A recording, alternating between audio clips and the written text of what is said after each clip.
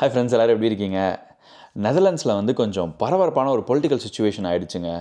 நேற்று என்னென்னா, நம்மளோட டச் கவர்மெண்ட் வந்து கொலாப்ஸ் ஆகிடுச்சு. அதாவது இங்கே இருக்கக்கூடிய ஆட்சி வந்து கவிழ்ந்துருச்சு. ஸோ அதை பற்றின ஒரு முக்கியமான அப்டேட்டை தான் இன்றைக்கி வீடியோவில் பார்க்க போகிறோம். அண்ட் மோர் ஓவர் வந்து எதனால் இந்த கவர்மெண்ட் வந்து கொலாப்ஸ் ஆச்சு, இதனால் இங்கே இருக்கக்கூடிய எக்ஸ்பர்ட்ஸ்க்கும் புதுசாக வரக்கூடிய இமிகிரண்ட்ஸ்க்குமே என்ன பிரச்சனை, இது வந்து பாசிட்டிவாக இல்லை நெகட்டிவான நியூஸா அப்படிங்கிறத பற்றி அப்படியே ஒன்றா இந்த வீடியோவில் பார்ப்போம். நீங்கள் வந்து ஆல்ரெடி நெதர்லாண்ட்ஸில் இருந்தாலும் சரி, இல்லை வந்து இப்போ தான் புதுசாக மூவ் ஆகிருக்கீங்க, இல்லை இனிமேல் தான் மூவ் ஆகலான்னு யோசிச்சுட்டு இருக்கீங்க அப்படின்னா உங்களுக்காக தான் இந்த வீடியோ. ஸோ இந்த வீடியோ ஸ்கிப் பண்ணாமல் கடைசி வரைக்கும் பாருங்கள். நிறைய முக்கியமான இன்ஃபர்மேஷன் நான் ஷேர் பண்ண போகிறேன். அந்த வீடியோக்குள்ள போகிறதுக்கு முன்னாடி நீங்களும் நம்ம சேனலை சப்ஸ்கிரைப் பண்ணலாம், மறக்காமல் சப்ஸ்கிரைப் பண்ணிடுங்க. அது உங்களுக்கு ஒரு சின்ன எஃபர்ட் தான், பட் நம்மளோட சேனல் க்ரோ ஆகி அடுத்த கட்டத்துக்கு போகிறதுக்கு அது ரொம்பவே ஹெல்ப் பண்ணும். அண்ட் அதோடவே அடுத்தடுத்து தான் நான் போஸ்ட் பண்ணுற இந்த மாதிரியான வீடியோஸ் உடனே வந்து உங்களை சேரும்.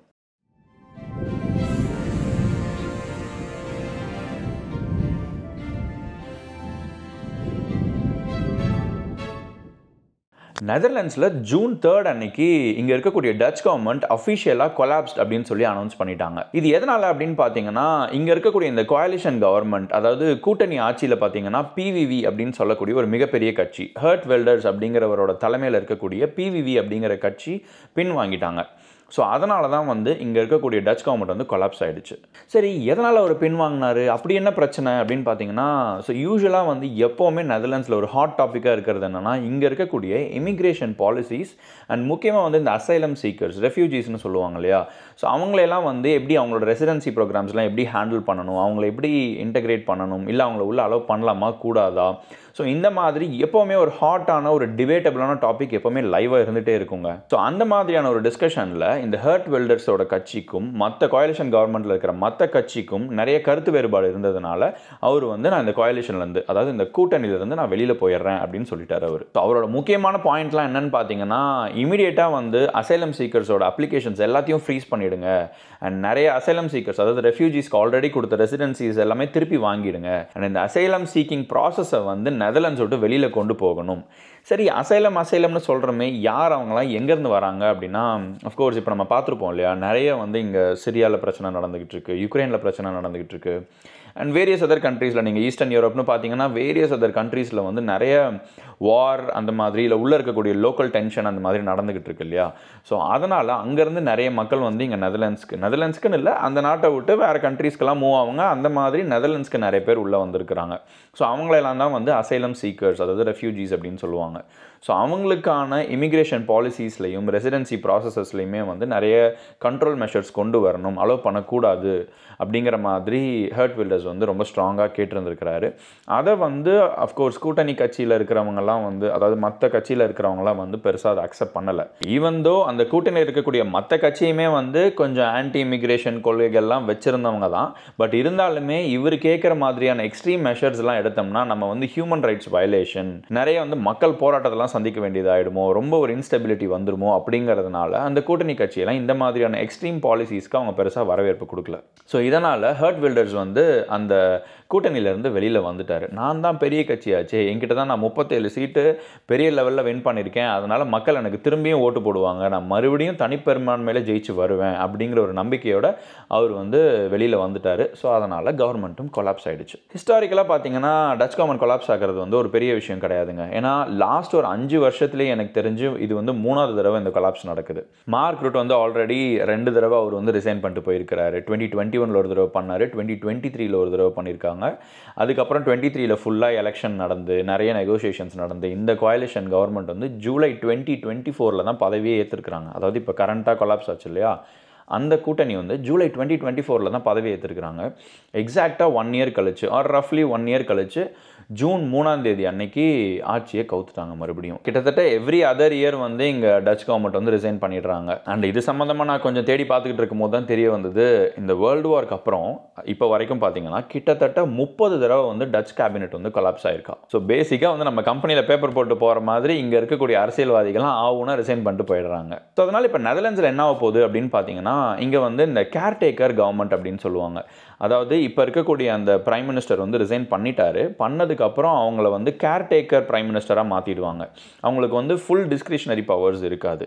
இங்கே இருக்கக்கூடிய இப்போ எமர்ஜென்சி சுச்சுவேஷன்ஸ், ஏதாவது முக்கியமான பாலிசிஸ், ஆல்ரெடி அப்ரூவ் பண்ண விஷயங்கள், எக்ஸிக்யூஷனில் இருக்கக்கூடிய விஷயங்கள், ஸோ இதை மட்டும்தான் நீங்கள் ஹேண்டில் பண்ணணும். புதுசாக எந்த விதமான ரிஃபார்ம்ஸையும் கொண்டு வரக்கூடாது. அண்ட் முக்கியமாக வந்து நீங்கள் வெளிநாட்டு பயணம்லாம் போகிறீங்க, இல்லை மற்ற நாடுகளோட ஏதாவது ட்ரீட்டி சைன் பண்ணுறீங்க, லாங் டேர்ம் ஓரியன்டாக ஏதாவது பிளான் பண்ணுறீங்க அப்படின்னா அதெல்லாம் எதுவுமே பண்ணக்கூடாது. ஸோ இப்போதைக்கு நடந்துகிட்டு இருக்கிற இந்த கவர்மெண்ட் வந்து ஸ்டேபிளாக ரன் ஆகி எலெக்ஷன் முடிஞ்சு புது கவர்மெண்ட் வர வரைக்கும் இவங்க கொண்டு போகிறது தான் இவங்களை வந்து கேர்டேக்கர் கவர்மெண்ட் அப்படின்னு சொல்கிறாங்க. அண்ட் மோர் ஓவர் இன்னும் அடுத்த எலெக்ஷனுக்கான டேட் அனௌன்ஸ் பண்ணல, பட் சம்வேர் இன் ஃபாலில் நடக்கும், அதாவது அரௌண்ட் செப்டம்பர் டைம் ஃப்ரேமில் நடக்கும் அப்படின்னு சொல்கிறாங்க. ஸோ இதனால் இங்கே நம்மள மாதிரி இருக்கக்கூடிய எக்ஸ்பேர்ட்ஸ் அண்ட் இமிகிரன்ஸ்க்கு என்ன மாதிரியான சேலஞ்சஸ் இருக்குது, இல்லை என்ன மாதிரியான பெனிஃபிட்ஸ்லாம் இருக்குது அப்படிங்கிறத பார்ப்போம். ஸோ இப்போ இந்த கேர்டேக்கர் கவர்மெண்ட் நான் சொன்னேன் இல்லையா, ஸோ அவங்க வந்து இப்போ மேஜர் ரிஃபார்ம்ஸ்லாம் கொண்டு வராததுனால இங்கே இருக்கக்கூடிய இமிக்ரேஷன் பாலிசிஸ் எல்லாமே அவங்க வந்து டிராஸ்டிக்காக எதையுமே மாற்ற முடியாது. ஆல்ரெடி டிஸ்கஷன்லேயே இருந்தாலுமே அது எல்லாத்தையுமே ஹோல்ட் பண்ணிவிட்டு புது கவர்மெண்ட் வந்ததுக்கப்புறம் தான் அவங்க டெசிஷன் எடுக்கணும். ஸோ அது வரைக்கும் இங்கே இருக்கக்கூடிய பாலிசிஸ் எல்லாம் ஆல்ரெடி இருக்கிற மாதிரியே தான் கண்டினியூ ஆகும். ஃபார் எக்ஸாம்பிள் 30% ரூலிங்காக இருக்கலாம், ஒர்க் விசா ப்ராசஸிங்காக இருக்கலாம். அந்த மாதிரி எக்ஸ்பேர்ட்ஸ்க்கும் சரி இல்லை இமிக்ரன்ஸ்க்குமே சரி இது சம்மந்தப்பட்ட பாலிசிஸ் எல்லாம் பெருசாக கை வைக்க மாட்டாங்க. அண்ட் மோரோவர் இங்கே இருக்கக்கூடிய இந்த education system, student loan, student visas, English taught கோர்சஸில் ஒரு சில ரெடக்ஷன், இந்த மாதிரியான டிஸ்கஷன்ஸ்லாம் போயிட்டு இருந்தது இல்லையா. ஸோ அதுலேயுமே வந்து பெருசாக எந்த சேஞ்சஸும் இருக்க போகிறது கிடையாது, ப்ரொவைடட் அடுத்த கவர்மெண்ட் வர வரைக்கும். அண்ட் அதே மாதிரி இங்கே ஹவுசிங் கிரைசிஸ் அப்படிங்கிறது வந்து எப்போவுமே ஒரு ஹாட் டாப்பிக்காக இருந்துகிட்டே இருக்கிற விஷயம் இல்லையா. ஸோ அதுக்கு வந்து ஆல்ரெடி டச் கவர்மெண்ட் வந்து ஒரு சில அப்ரூவல்ஸ்லாம் கொடுத்துருந்தாங்க, புதுசாக இத்தனை வீடு கட்டலாம் அப்படிங்கிற மாதிரி. ஸோ அந்த பிளான் எல்லாத்தையும் நீங்கள் எக்ஸிக்யூட் பண்ணணும், கண்டினியூ பண்ணலாம், அதுக்கு எந்த விதமான பாதிப்பும் இல்லை அப்படின்னு சொல்லியிருக்காங்க. இப்போ நடந்திருக்கக்கூடிய இந்த கொலாப்ஸ் வந்து பாசிட்டிவா நெகட்டிவா அப்படின்னு கேட்டிங்கன்னா நம்ம இமீடியட்டாக அதை வந்து கன்க்ளூட் பண்ண முடியாது. ஏன்னா இப்போ அடுத்ததாக வரக்கூடிய கவர்மெண்ட் இருக்கு இல்லையா, அவங்க வந்து எந்த மாதிரியான எய்ம்ஸோட, ஆம்பிஷன்ஸோட, பாலிசிஸோட வரப்போகிறாங்க அப்படிங்கிறது நம்மளுக்கு தெரியாது. இட் குட் பி லெஃப்டாக இருக்கலாம், ரைட்டாக இருக்கலாம். அதாவது ரைட்னா கொஞ்சம் நிறைய ஆன்டி இமிக்ரேஷன், உள்ளே யாரும் வரக்கூடாது அந்த மாதிரி இருக்கும். அண்ட் லெஃப்ட்னா ரொம்ப வந்து ப்ராக்ரெசிவான ஒரு திங்கிங்கோட, நிறைய இமிக்ரேஷன், நிறைய இனோவேஷன், அந்த மாதிரியான ஓரியன்டட் ஃபிலாசபிஸோட வருவாங்க. ஸோ இதில் யார் வரப்போகிறாங்க அப்படிங்கிறது நம்மளுக்கு சரியாக தெரியாது. இன்னொரு முக்கியமான விஷயம், நம்ம வந்து நெதர்லாண்ட்ஸோட கான்ஸ்டியூஷனல் சிஸ்டம் பற்றி தெரிஞ்சுக்கணுன்னா, நெதர்லாண்ட்ஸை பொறுத்த வரைக்கும் எப்போவுமே வந்து ஒரு கோயலேஷன் சிஸ்டம் தாங்க ஃபார்ம் பண்ணுவாங்க. என்றைக்குமே ஒரு கூட்டணி ஆட்சி தான் நடக்கும். இது வந்து அவங்களோட பொலிட்டிக்கல் டிசைன்லேயே இந்த மாதிரி செட் பண்ணியிருக்கிறாங்க. ஸோ நெதர்லாண்ட்ஸோட கான்ஸ்டியூஷனல் சிஸ்டம் எப்படி இருக்குன்னு பார்த்தீங்கன்னா, நம்ம இந்தியா மாதிரி வந்து ஒரு தொகுதி இருக்குது, அந்த தொகுதிக்கு ஒரு எம்பி, அந்த எம்பி ஜெயிச்சு போய் அவங்கெல்லாம் சேரணும் அப்படிங்கிற மாதிரி கிடையாது. இங்கே வந்து என்டையர் நெதர்லாண்ட்ஸ் வந்து ஒரே கான்ஸ்டியூன்சியை கன்சிடர் பண்ணி 150 சீட் வந்து அதுக்கு அலோகேட் பண்ணியிருப்பாங்க. அதில் 76 சீட், அதாவது 76 சீட்ஸ்க்கு மேலே ஜெயிக்கிறவங்க தான் வந்து மெஜாரிட்டி அப்படின்னு சொல்லுவாங்க. ஸோ இங்கே வந்து யாருமே ஓட்டு போடும் போது இந்த கேண்டிடேட்க்கு அப்படின்னு சொல்லி ஓட்டு போட மாட்டாங்க, இந்த கட்சிக்கு அப்படின்னு சொல்லி தான் ஓட்டு போடுவாங்க. அந்த கட்சி பார்த்தீங்கன்னா ஒரு லிஸ்ட்டை ரிலீஸ் பண்ணியிருப்பாங்க, ரேங்க் பண்ணி அவங்களோட கேண்டிடேட்ஸ், அதாவது பார்லிமெண்ட்டுக்கு போகக்கூடிய லிஸ்ட் ஆஃப் கேண்டிடேட்ஸ் அவங்க ரிலீஸ் பண்ணியிருப்பாங்க. ஸோ அந்த ஒரு ஆர்டரில் இருக்கும். ஸோ பேசிக்காக இங்கே இருக்கிறவங்க வந்து ஒரு கட்சியையும் அவங்களோட ப்ரிஃபர்டு கேண்டிடேட்டையும் டிக் பண்ணுவாங்க. அந்த கேண்டிடேட்டுக்கும் தொகுதிக்கும் எந்த சம்மந்தமும் கிடையாது. இந்த கேண்டிடேட்டுக்கு ஓகே, நாங்கள் வந்து இவங்களுக்கு நாங்கள் சப்போர்ட் பண்ணுறோம், பட் இந்த கட்சி தான் எங்களோட ஃபர்ஸ்ட் சாய்ஸ் அப்படிங்கிற மாதிரி அவங்க ஓட்டு போடுவாங்க. அதில் எந்த கட்சி ஜெயிச்சிருக்குதோ அந்த பர்சன்டேஜை வந்து அந்த நம்பர் ஆஃப் சீட்ஸ் அலோகேஷனில் டிஸ்ட்ரிபியூட் பண்ணிவிடுவாங்க. இந்த வெயிட்டட் ஆவரேஜ் மெத்தடில் அதை டிஸ்ட்ரிபியூட் பண்ணுவாங்க. ஸோ இந்த மாதிரி ஒரு சிஸ்டம் இருக்குது. அண்ட் அதுக்கு மேலே பார்த்தீங்கன்னா இங்கே நிறைய கட்சிகள் இருக்குது, டிஃப்ரெண்ட் பாலிசிஸ், டிஃப்ரெண்ட் கொள்கைகளை கொண்ட கட்சிகள் நிறைய இருக்கிறதுனால இங்கே யாருமே வந்து ஒரு தனி பெரும்பான்மையோட 76 சீட்டும் ஜெயிக்க முடியாது. ஸோ எப்படி பார்த்தாலுமே இங்கே வந்து ஒரு கூட்டணி ஆட்சி தான் நடக்கும். அது எதுக்காக அப்படி வச்சிருக்கிறாங்க அப்படின்னா, எல்லா தரப்பு மக்களுக்குமே அவங்களோட வாய்ஸ் கேட்கணும், அவங்களோட ரெப்ரசன்டேஷன் பார்லிமெண்ட்டில் இருக்கணும் அப்படிங்கிறதுக்காக தான் இந்த மாதிரி ஒரு செட்டப்பை கொண்டு வந்திருக்கிறாங்க. ரைட்டு, ஓகே, எது எப்படியோ இப்போ நம்மளுக்கு இருக்கக்கூடிய பிரச்சனைகள் அப்படின்னு பார்த்தா பெருசாக இந்த 30% ரூலிங், அடுத்தது வந்து இந்த பிஆர் இல்லை பாஸ்போர்ட் வாங்கணும்னா A2 எழுதணுமா, B1 போகணுமா, அதை தாண்டி புதுசாக இருக்கக்கூடிய ஒர்க் வீசாலாம் ப்ராசஸ் பண்ணுவாங்களா மாட்டாங்களா, இந்த பிரச்சனைலாம் எதுவுமே கிடையாது. எல்லாமே as per the existing rules அது கண்டினியூ ஆகிட்டு தான் இருக்க போகுது. இதில் எதுவும் ரெடியூஸும் பண்ண போகிறதில்ல, ஸ்டாப்பும் பண்ண போகிறது கிடையாது. அதே மாதிரி ஜூன் மாதத்தில் பார்த்தீங்கன்னா நெதர்லாண்ட்ஸில் நேட்டோ சம்மிட் நடக்குதுங்க. இப்போ ஆல்ரெடி இந்த ரஷ்யா யுக்ரைன் பிரச்சனை ஒரு பக்கம் ஹாட்டாக போயிட்டு இருக்கிறதுனால இங்கே இருக்கக்கூடிய நேட்டோ வந்து எந்த அளவுக்கு யுக்ரைனை சப்போர்ட் பண்ணுறாங்க, ஃபோர்ஸஸ் கொடுக்கணும், ஃபண்டிங் கொடுக்கணும், ஸோ இது சம்மந்தமான முக்கியமான தீர்மானங்கள், முடிவுகள்லாம் எடுக்கணும். ஸோ அதனால் இங்கே நெதர்லாண்ட்ஸில் வந்து டென்ஹாக் அப்படிங்கிற ஒரு சிட்டியில் வந்து நேட்டோ சம்மிட் நடக்குது ஜூனில். இந்த நேரத்தில் டச் கவர்மெண்ட் வந்து கொலாப்ஸ் ஆனதுனால அவங்க கொஞ்சம் பயந்துட்டாங்க. ஏன்னா பெருந்தலைவர்கள், அதாவது எல்லா நாட்டில் இருக்கக்கூடிய பெரிய தலைவர்கள், முக்கியமாக வந்து ட்ரம்ப் வந்து இங்கே ட்ராவல் பண்ண போகிறாங்க அப்படிங்கிற மாதிரியான டிஸ்கஷன்ஸுமே இருந்துகிட்ருக்கு.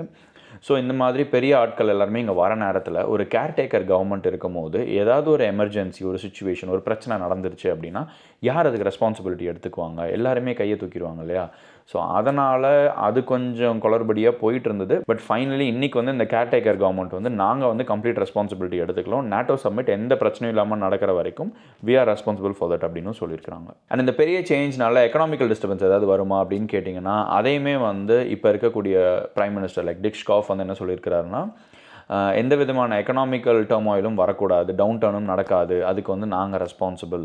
அதே மாதிரி வேர்ல்டு வைடு வந்து நெதர்லாண்ட்ஸோட கிரெடிட் ரேட்டிங் அண்ட் இன்ஃப்ளேஷன் இது எல்லாமே பார்த்திங்கன்னா அவங்க வந்து ரொம்ப பாசிட்டிவான ஃபோர்காஸ்ட் தான் கொடுத்துருக்குறாங்க, டெஸ்பைட் இந்த கவர்மெண்ட் வந்து கொலாப்ஸ் ஆனதுக்கு அப்புறமும் கூட. அதனால் எக்கனாமி பெருசாக அஃபெக்ட் ஆக போகிறது கிடையாது, இன்ஃப்ளேஷன் வரப்போகிறது கிடையாது, நிறைய இந்த லே ஆஃப்ஸ் அந்த மாதிரியான விஷயங்கள் இந்த கொலாப்ஸ்னால நடக்க போகிறது கிடையாது. நம்ம டைம் அண்ட் ட்ரையல்லேருந்து இமிக்ரூ அப்படின்னு சொல்லக்கூடிய ஒரு இமிக்ரேஷன் மென்டரிங் பிளாட்ஃபார்ம் ஒன்று லான்ச் பண்ணியிருக்கோம். ஸோ அதில் வந்து இப்போ நீங்கள் எந்த கண்ட்ரிக்கு மூவ் ஆகிறதா இருந்தாலுமே அந்த கண்ட்ரியில் இருக்கக்கூடிய நம்மளோட லோக்கல் மென்டர்ஸ் கிட்ட பேசி அங்கே இருக்கக்கூடிய லோக்கல் கிரவுண்ட் ரியாலிட்டி எப்படி இருக்குது, அங்கே இருக்கக்கூடிய ப்ராசஸஸ் எப்படி இருக்குது, எப்படி அங்கே மூவ் ஆகலாம் அப்படின்னு சொல்லி நீங்கள் கேட்டு தெரிஞ்சுக்கலாம். இது வந்து நெதர்லாண்ட்ஸ் மட்டும் கிடையாதுங்க, வேர்ல்டு வைட் நீங்கள் எங்கே மூவ் ஆகணும் அப்படின்னாலுமே அதுக்கான மென்டர்ஸ் அந்த பிளாட்ஃபார்மில் அவைலபிளாக இருப்பாங்க. அந்த பிளாட்ஃபார்மோட லிங்க் என்னோட டிஸ்கிரிப்ஷனில் கொடுக்குறேன், உங்களுக்கு ரொம்பவே யூஸ்ஃபுல்லாக இருக்கும், நீங்கள் செக் பண்ணி பாருங்கள். அண்ட் இன்னைக்கு வீடியோ பொறுத்த வரைக்கும் இதை தான் நான் முக்கியமாக உங்கள்கிட்ட ஷேர் பண்ணிக்கணும்னு நினச்சேன். அண்ட் இந்த வீடியோ உங்களுக்கு பிடிச்சிருந்தா நீங்கள் லைக் பண்ணுங்கள், உங்கள் ஃப்ரெண்ட்ஸ் அண்ட் ஃபேமிலி கிட்ட ஷேர் பண்ணுங்கள். அண்ட் மறக்காமல் நம்ம சேனலை சப்ஸ்கிரைபும் பண்ணுங்கள். நம்ம சேனலோட சோஷியல் மீடியா லிங்க் எல்லாமே டிஸ்கிரிப்ஷனில் இருக்குது, அங்கேயும் எங்களை ஃபாலோ பண்ணுங்கள். ஸோ தட் நாங்கள் அடுத்ததாக போஸ்ட் பண்ணுற புது வீடியோஸ் புது கண்டென்ட்ஸ் உடனே வந்து உங்களை சேரும். இதே மாதிரி இன்னொரு இன்ட்ரெஸ்டிங்கான இன்ஃபர்மேட்டிவான வீடியோவில் சீக்கிரமே உங்களை வந்து சந்திக்கிறேன். Until then, stay safe, stay connected. Bye.